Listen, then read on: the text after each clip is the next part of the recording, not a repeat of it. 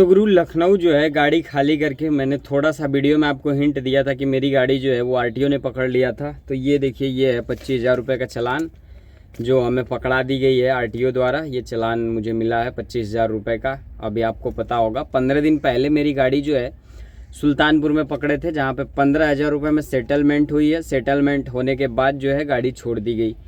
उस दिन का तो ठीक है, फिर 15 दिन बाद मेरी गाड़ी का ये 50,000 रुपये का चालान, 25,000 रुपये का चालान हो जाता है और ये पर्ची मेरे हाथ में थमा दी जाती है, पकड़ा दी जाती है। इन द सेंस कि आपको ये पर्ची में क्या लिखा है, कैसे है, क्या है, सब मैं आपको बताने वाला हूँ डिटेल में। पहली चीज़ तो ये कि गवर्नमेंट चाहती क्या है कि इस चालान का रिस्पॉन्सिबल कौन है, रिस्पॉन्सिबिलिटी कौन लेगा, इसके जिम्मेदार कौन है। मैं हूँ जो गाड़ी में ओवरलोड कर रहा हूँ या व्यापारी जो ओवरलोड करा रहा है। व्यापारी क्या करेगा, किसान माल दे रहा है और उतने में उसको परवड़ेगा ही नहीं भाड़ा, तो फिर कैसे वो भाड़ा देगा, क्योंकि भाड़ा जो है 10 रुपये पड़ जाएगा जब हम आधा माल लोड करेंगे। पूरे माल में मतलब आधा माल में 10 रुपये भाड़ा पड़ जाता है। 5 से 6 रुपये ऐसे भाड़ा पड़ता है 30 कुंटल लोड करने में। गाड़ी की पासिंग 13 कुंटल है।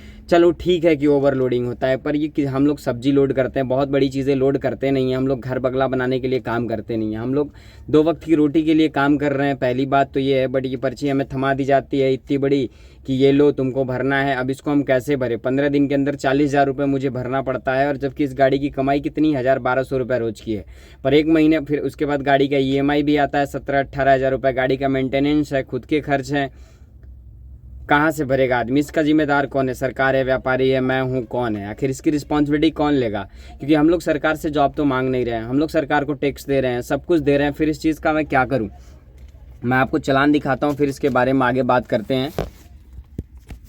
ये चालान है, आप देख सकते हैं, उत्तर प्रदेश परिवहन चालान नंबर है। 10 अक्टूबर को रात को 1:38 में मेरा चालान हो जाता है। गाड़ी नंबर मेरा देख ही सकते हैं, UP 65 JT 8725 और वॉलेंटियर टाइप ऑनर। मेरा नाम लिखा है प्रदीप यादव। बाकी जो भी मेरा एड्रेस है वो लिखा हुआ है, और नीचे मैंने नंबर, मोबाइल नंबर और सारी चीज़ें हैं तो उसको फोल्ड कर दिया है। बाकी इसमें देखिए कि किस किस चीज़ में मेरा चालान किया गया है। पहला तो है failure to safety belt, but second person मेरा, और मैं सेफ्टी बेल्ट लगाया था, उन्होंने देखा नहीं और फिर भी ज़बरदस्ती बिना देखे इसका चालान कर दिया गया है। ये मैंने लगाया था सीट बेल्ट, चुंडी ने भी लगाया था सीट बेल्ट।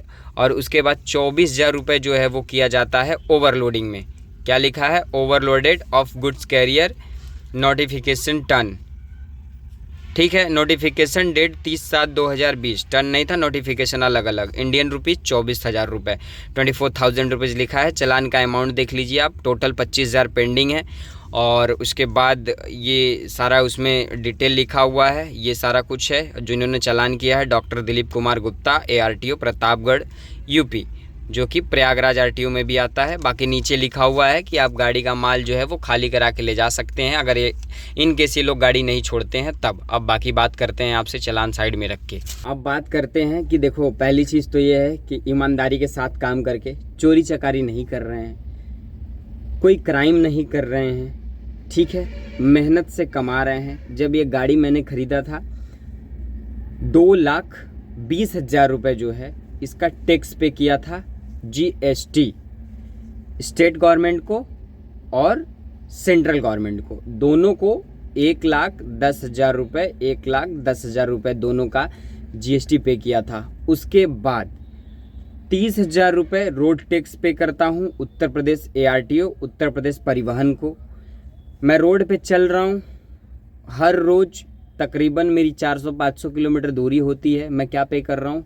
टोल, सब कुछ मैं पे कर रहा हूँ। मैं डीजल डला रहा हूँ, एक्साइज ड्यूटी लग रही है, वहाँ भी टैक्स दे रहा हूँ, सारा कुछ मैं दे रहा हूँ। फिर ये चालान मुझे क्यों दिया जाता है? इसलिए कि बस 13 कुंटल पासिंग हमने 30 कुंटल लोड कर लिया, और हमने कोई गलत चीज़ लोड नहीं किया था। हमारा वेजिटेबल सब्जी लोड है। हमारे मोदी जी हर चीज़ पे बात करते हैं, हर सेक्टर पे बात कर लें। इवन यूट्यूब, जब आप वीडियो देख रहे हैं, मेरे लिए प्राउड की बात है कि उन्होंने यूट्यूब पे इन्फ्लुएंसर्स पे बात करी, बहुत अच्छी बात है। बट ट्रांसपोर्ट सेक्टर इस देश के GDP में बहुत बड़ा हाथ है। जिस दिन इंडिया का ट्रांसपोर्टेशन रुक जाए, आपके घर में चावल, दाल, नमक, हल्दी, कपड़े, चप्पल, जूते, फ़ोन, कुछ भी नहीं पहुंच पाएंगे अगर एक दिन चक्का रुक जाए। बस इस सेक्टर पे कोई बात नहीं करना चाहता है। इस सेक्टर पे पुलिस अपनी मनमानी करती है, ARTO अपनी मनमानी करती है, सेल टैक्स अपना मनमानी करता है। हर कुछ आपका ओके होने के बावजूद भी आपको परेशान किया जाता है कि आपका ये तो एक्स्ट्रा है, आपकी गाड़ी में बम्पर एक्स्ट्रा लगा हुआ है, आपका चालान कर देंगे, इसके जिम्मेदार कौन है? हम इतना सारा कुछ टैक्स पे कर रहे हैं, सब कुछ आपको बता ही दिया कि टोल दे रहे हैं, गाड़ी का GST दे रहे हैं, उसके बाद रोड टैक्स भर रहे हैं, सालाना हम इंश्योरेंस ले रहे हैं, गाड़ी का फिटनेस करा रहे हैं, गवर्नमेंट को हर साल कुछ ना कुछ पैसे दिए जा रहे हैं, जबकि गाड़ी मेरी EMI पे है, तो इसका भी तो इंटरेस्ट आ रहा है भैया। साल का दे रहा हूँ तो बैंक से भी तो RBI ले ही रही है, ये भी तो गवर्नमेंट के पास जा ही रहा है।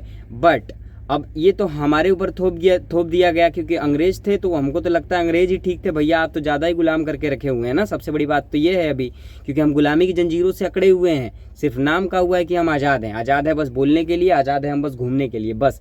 इससे ज़्यादा हमें किसी चीज़ की आज़ादी, कर उन्हें भी देते थे, कर आपको भी दे रहे हैं, और हद से ज़्यादा दे रहे हैं। अपने कमाई का 70% दे दे रहे हैं, कभी कभी 100% भी दे दे रहे हैं, घर का भी दे रहे हैं, सब दे ही रहे हैं। अब आता है सरकार की जिम्मेदारी, आप सड़कें बना के दिखा दे रहे हैं, बट करप्शन सड़कों में है, सड़कों में गड्ढे हैं, दरारें हैं, फट जाती है, टायर लगता है फट जाता है, टायर उड़ जाती है, गाड़ी गड्ढे में कूदती है, पट्टा कमानी टूट जाता है, इसका जिम्मेदार कौन है? सड़कें अच्छी कहीं कहीं नहीं है, उसका जिम्मेदार कौन है?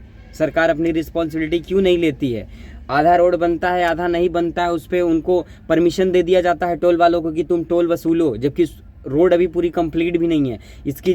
इसमें कुछ एक्सीडेंट्स होते हैं, लोग गलत डायरेक्शन की वजह से, रोड का सही कंस्ट्रक्शन नहीं होने की वजह से गाड़ियां लड़ जा रही हैं, डाइवर्जन में गाड़ियां लड़ जा रही, इसका जिम्मेदार कौन है? ये पैसे कौन पे करता है? सरकार देती है हमें, हमारी ज़िंदगियां चल जाती है, सरकार क्या करती है? कुछ नहीं करती है। घर वाले कोर्ट दौड़ेंगे, यहाँ दौड़ेंगे, वहाँ दौड़ेंगे, थक हार के घर पे बैठ जाते हैं। तो गवर्नमेंट आखिर हमें चाहती क्या है? हम क्या करें हम लोग? अब देखिए, क्रिमिनल बन नहीं सकते, सपने पूरे करने के लिए व्यापार करते हैं, ईमानदारी से करते हैं, मेहनती लोग हैं, मेहनत कर रहे हैं। मैं RTO वाले के सामने हाथ जोड़ रहा हूँ, सर मैं सक्षम नहीं हूँ 25,000 रुपये भरने के लिए, क्योंकि मेरी उतनी सामर्थ्यता ही नहीं है, क्षमता नहीं है कि मैं वो चीज़ भर पाऊँ। बट उसके बावजूद भी वो समझते नहीं है।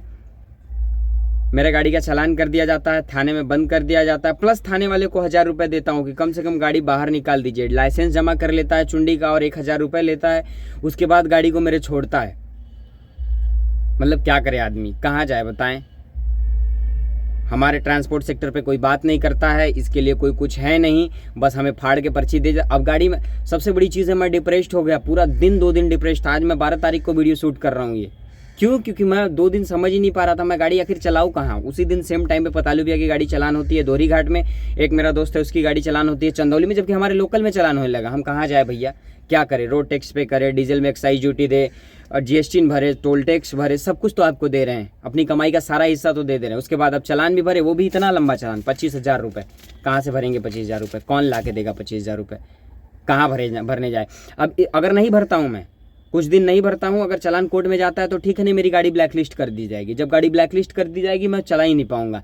ये सारे चीज़ें हैं क्यों? क्योंकि हम लोग बहुत बड़े व्यापारी हैं, हम लोग लाखों रुपये महीने का कमाते हैं, हम तो भर सकते हैं, पर लाखों नहीं। हम सिर्फ 2 वक्त की रोटी कमाने के लिए आए हैं, बस इतना हमें पता है। मेहनती लोग हैं, मेहनत करके कमा रहे हैं, किसी से हराम का नहीं खा रहे। या तो हम लोग भी अब चोरी करें, कुछ क्राइम करें पैसों के लिए, क्योंकि अब मतलब कि हम लोग इज्जत से तो कमा नहीं पा रहे हैं ना। पुलिस परेशान करती है, RTO परेशान करता है, हर कुछ परेशान कर रहा है, तो अब हमारे पास यही बचा है लास्ट, क्राइम करें।